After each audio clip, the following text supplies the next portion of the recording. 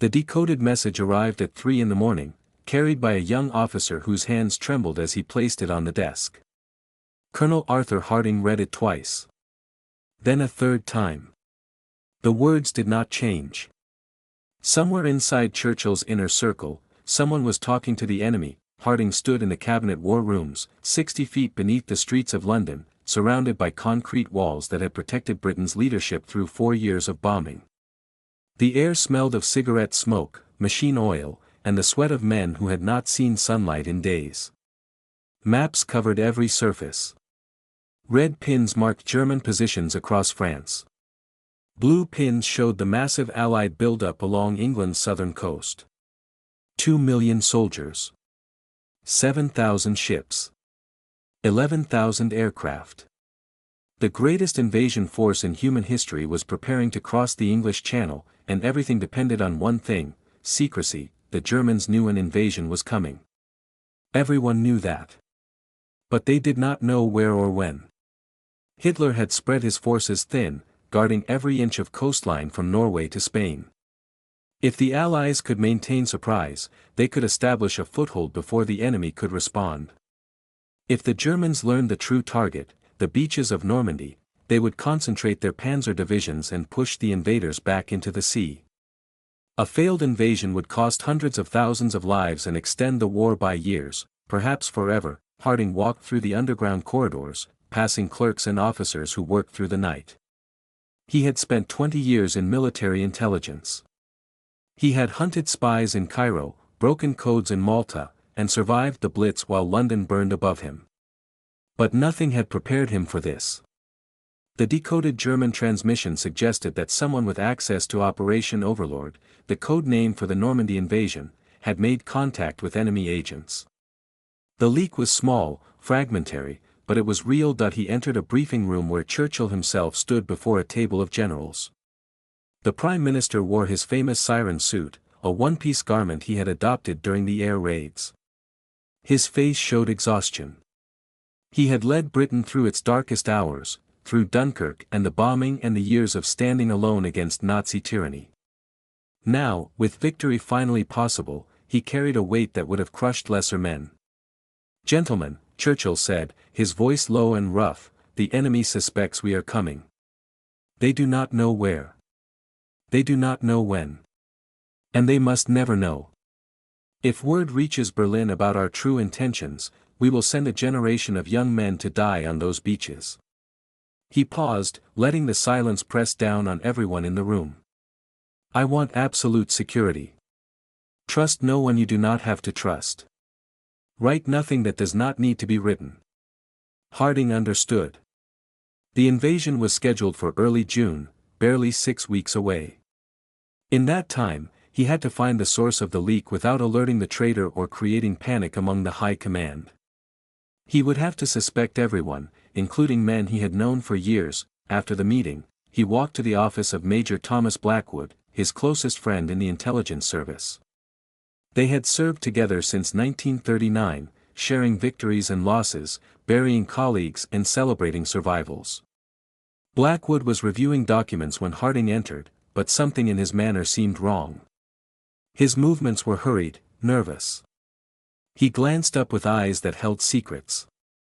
"Arthur," Blackwood said. "You look like you haven't slept."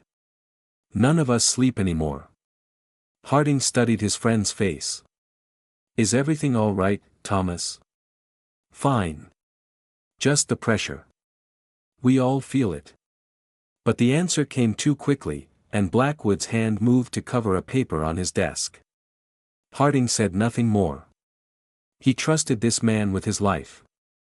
But trust was a luxury he could no longer afford. That night, Harding returned to Blackwood's office after everyone had gone.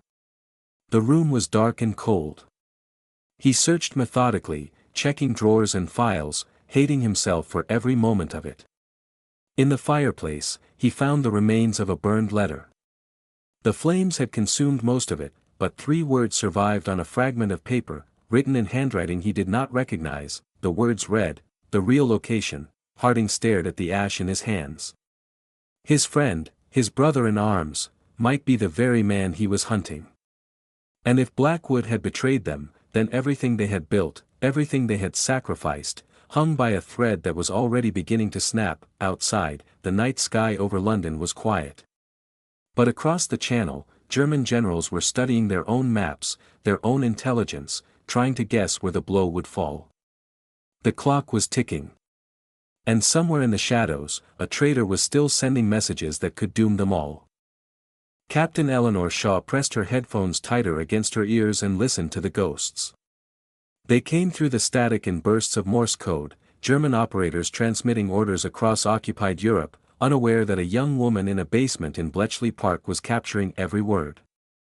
She had been doing this work for 3 years, translating intercepted signals, feeding intelligence to men who rarely acknowledged her existence. But tonight, she heard something that made her blood freeze. The message was incomplete, fragmented by atmospheric interference, but the meaning was clear enough. German High Command was discussing the movement of the 352nd Infantry Division. They were repositioning toward the Normandy coast. Shaw pulled the headphones off and stared at her notes. Allied intelligence believed that Normandy was lightly defended, that the German 352nd was stationed far inland, that the beaches would be guarded by second-rate troops and old men. If this intercept was accurate, the assault waves would land directly in front of a fully equipped German infantry division. The first men off the boats would walk into a killing field. She ran the message to her supervisor, a gray-haired colonel who barely looked up from his papers. Atmospheric distortion, he said. Partial intercept. Unreliable. He waved her away. When she tried to argue, he cut her off. Miss Shaw, you are a translator, not an analyst. Return to your station. She stood in the corridor, shaking with frustration. The signals section employed hundreds of women. They called them the geese, who did the patient work of listening, transcribing, and cataloging. But when it came to interpreting what those signals meant, the men took over. And sometimes, the men were wrong. Meanwhile, in London, Colonel Harding was confronting his own demons. He had spent 3 days watching Thomas Blackwood, following him through the war rooms, noting his movements, his meetings, his moments of hesitation. The burned letter haunted him. Finally, he could wait no longer. He cornered Blackwood in a storage room filled with gas masks and emergency supplies. Tell me the truth, Thomas. Tell me now, or I will have you arrested. Blackwood's face crumpled. For a moment, Harding thought he would see confession in those eyes, treason, betrayal, the end of everything. But what came out was something else entirely. My brother, Blackwood whispered. Edward. He deserted after Italy. After what happened at Monte Cassino. Harding knew about Monte Cassino. The brutal battle for the ancient monastery. Allied bombers destroying a sacred site. Thousands of soldiers dying in the rubble. Many men had broken there. He came to me, Blackwood continued. He's hiding in London. I've been bringing him food, trying to figure out what to do. If they catch him, they'll execute him. He's my brother, Arthur. I couldn't turn him in. It was not treason. It was tragedy. Harding felt the tension drain from his body, replaced by something heavier, the knowledge that his friend was suffering, and that the real traitor was still out there. That same night, Eleanor Shaw made a decision that could end her career. She compiled her intercepts, her analysis, her conclusions about the 352nd Division, and she smuggled them out of Bletchley Park. Through a contact in the Women's Auxiliary, she arranged a meeting with Colonel Harding, a man she had never met but whose reputation for integrity had reached even the listening stations. They met in a London tea shop, surrounded by ordinary people who had no idea that the fate of the invasion might be decided over cups of weak wartime brew. Shaw laid out her evidence. Harding listened. He asked sharp questions. He did not dismiss her. The analysts may be wrong, Shaw said. But if I'm right, and no one listens, men will die who didn't have to. Harding studied the papers, then looked at the woman across from him. She had risked everything to be heard. He recognized courage when he saw it. I believe you, he said. But we have a bigger problem. Someone inside the command structure is feeding information to the Germans. Not about troop positions, about the invasion itself. If I can find that person, perhaps we can control what the enemy learns. Together, they began to piece together a terrifying picture. The Germans had fragments of intelligence, dates, hints about timing, but they still believed the invasion would hit Calais, not Normandy. Operation Fortitude, the massive Allied deception plan, was holding. Fake tanks made of rubber and wood sat in fields across southeast England. False radio traffic flooded the airwaves. An actor playing General Patton made public appearances to convince German spies that the real attack would come at the narrowest point of the channel, but if the traitor sent one more message, if he revealed the true target, everything would collapse. Harding and Shaw had days, perhaps hours, to find him. And across the channel, Rommel's forces were digging in, building obstacles on the beaches, flooding the fields behind them. The window for invasion was closing, the ghosts in the radio static whispered of death. And somewhere in England, a traitor was preparing to send them all to the grave. Rain hammered against the windows of Southwick House like machine gun fire. Inside, General Dwight D. Eisenhower stood alone before a weather map that showed nothing but storms.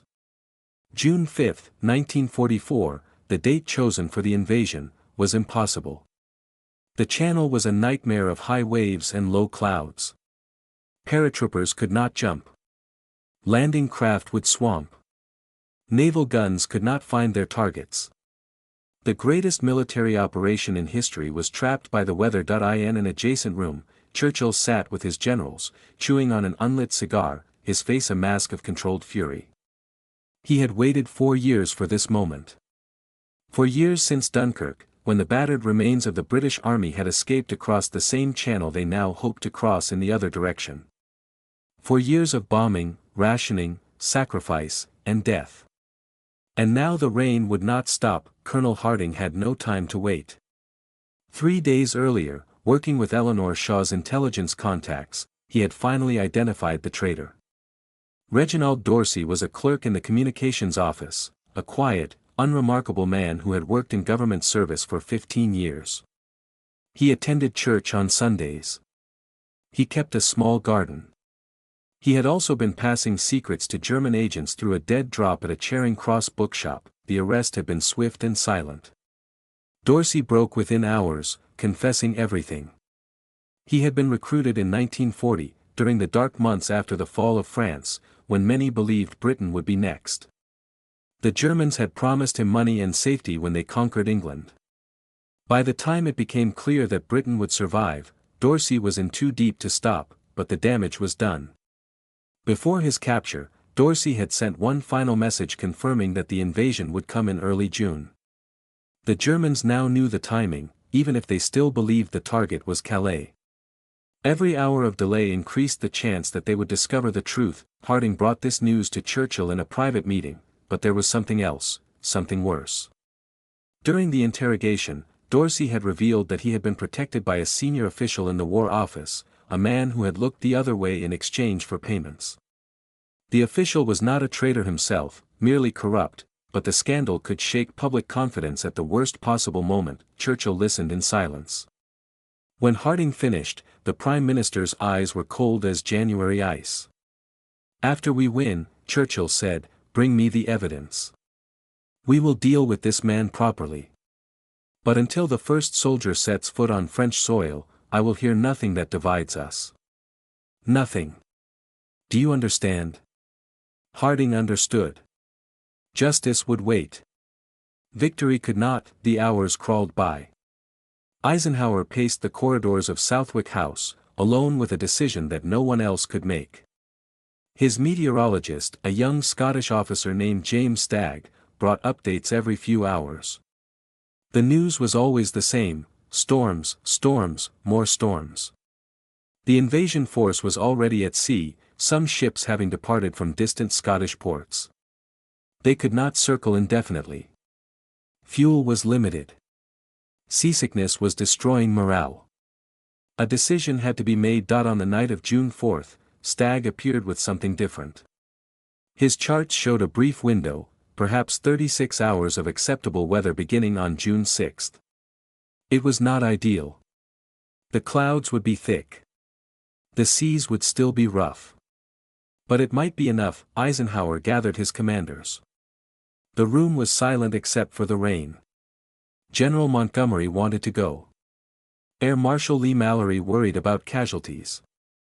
Everyone looked at Eisenhower. The Supreme Commander walked to the window and stared into the darkness. He was thinking about the men already aboard their ships, the paratroopers checking their equipment, the bomber crews who would fly through flak to soften the defenses. He was thinking about what would happen if he said yes and the weather turned. He was thinking about what would happen if he said no and the secret leaked that he turned back to the room. "I don't like it," he said quietly. "But I don't see how we can do anything else." He paused, and when he spoke again, his voice was steady. "Let's go." The orders went out. The machine began to move. Across England, officers opened sealed envelopes and learned their targets. Paratroopers boarded transport planes. Sailors prepared landing craft. Soldiers wrote final letters home. In London, Churchill refused to sleep. He sat in the war rooms, surrounded by maps and telephones, waiting for news that would not come for hours. His doctor urged rest. Churchill shook his head. "I will sleep," he said, when the first boy sets foot on France. Eleanor Shaw worked through the night at Bletchley, monitoring German communications for any sign that the enemy had detected the invasion fleet. So far, the radio waves were quiet. The deception was holding. Rommel himself had left France to visit his wife in Germany, convinced that the weather made invasion impossible, but dawn was coming. And with it, a reckoning that would determine the fate of the world. The C-47 transport planes rose into the darkness like a swarm of steel dragons, their engines roaring over the English countryside. Inside, paratroopers of the 101st and 82nd Airborne sat shoulder to shoulder, faces blackened with camouflage paint, pockets stuffed with ammunition, grenades, and morphine syringes for the wounds they knew were coming. Some men prayed. Some cracked jokes that nobody laughed at. Some stared at nothing, already gone to that quiet place where soldiers go before battle. Private James Holloway, 19 years old, from a farm in Kansas, looked at the red jump light near the door and thought about his mother. He had written her 3 letters that he was not allowed to send, letters explaining where he was going and why. The censors would never let them through. If he died tonight, she would receive a telegram and nothing more. The plane lurched through turbulence. Somewhere below, the English Channel churned with 5,000 ships carrying the invasion force toward 5 beaches codenamed Utah, Omaha, Gold, Juno, and Sword. The largest amphibious assault in human history was crossing the water in darkness, guided by nothing but courage and the desperate hope that the Germans did not know they were coming. In London, Colonel Harding received a final transmission from Eleanor Shaw at Bletchley Park. Her voice through the secure line was tight with urgency. "German intercepts just went active. They've detected aircraft over the Cotentin Peninsula. But they think it's a diversion. They still believe the main attack will hit Calais." The deception was holding. Operation Fortitude had convinced the German High Command that Normandy was a feint, that the real invasion would come later at the narrowest point of the channel. Even now, with planes filling the sky and ships darkening the sea, Hitler's generals were holding their panzer reserves in place, waiting for an attack that would never come. But Shaw had more. "Arthur, we've picked up something else. The 352nd Infantry Division, they've moved into position near Omaha Beach. The assault troops have no idea what's waiting for them." Harding felt the floor tilt beneath him.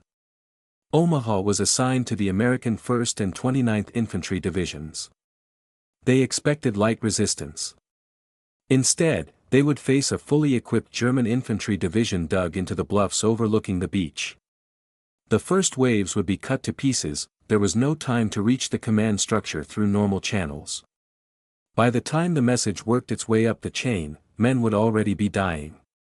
Harding made a choice that could end his career or save hundreds of lives. He commandeered a Royal Navy patrol boat from Portsmouth Harbor, flashing credentials that technically did not give him the authority to do what he was doing. The channel was chaos, ships everywhere, radio silence in effect, the night split by the drone of aircraft overhead. Harding stood at the bow, salt spray soaking his uniform, watching for the silhouettes of the command vessels that he found USS Augusta, the flagship carrying General Omar Bradley, just as the first gray light touched the horizon. Climbing aboard, he demanded an audience with the general's staff. They thought he was mad. They thought he was a spy. But they listened. The warning reached the right ears minutes before H hour. It was not enough to change the assault plan, nothing could change it now, but it allowed Bradley to prepare reinforcements and adjust naval gunfire support. It would save some lives. Not enough. Never enough. But some. At 6:30 a.m., the first landing craft reached Omaha Beach. The ramps dropped. Men surged forward into water red with blood. Machine gun fire from the bluffs cut through them like a scythe through wheat. Bodies floated in the surf. The wounded screamed for medics who could not reach them. For hours, the outcome hung in the balance, but they did not stop. Private Holloway landed on Utah Beach, where resistance was lighter. He ran across the sand, jumped into a flooded field, and spent the day fighting hedgerow to hedgerow with men he would never see again. By nightfall, he was 5 miles inland and still alive. He would not understand until years later how extraordinary that was. Across the 5 beaches, 156,000 Allied soldiers came ashore on June 6, 1944. More than 4,400 of them died. Thousands more were wounded, captured, or lost in the chaos of battle. But by the end of the day, the foothold was established. The liberation of Europe had begun. In London, Churchill received the first reports as morning turned to afternoon. The news was mixed: disaster at Omaha, success at Utah, hard fighting everywhere. But the beachheads were holding. The Germans had been caught off guard. The greatest gamble of the war had paid off. Churchill set down the report. He removed his glasses and rubbed his eyes. For a moment, the weight of 4 years pressed down on him: the bombing, the losses, the fear, the doubt. He allowed himself one breath of private grief for the young men who would never come home. Then he stood, put on his jacket, and walked out to lead a nation that had finally begun to win. Somewhere on a beach in France, a soldier looked up at the cliffs and the smoke and the bodies of his friends, and he kept walking forward. That was the only victory that mattered, the courage to take one more step when everything said stop. The longest day had ended. But the war went on. And the men who survived would carry those hours with them forever, written in scars and silence and the faces of the dead.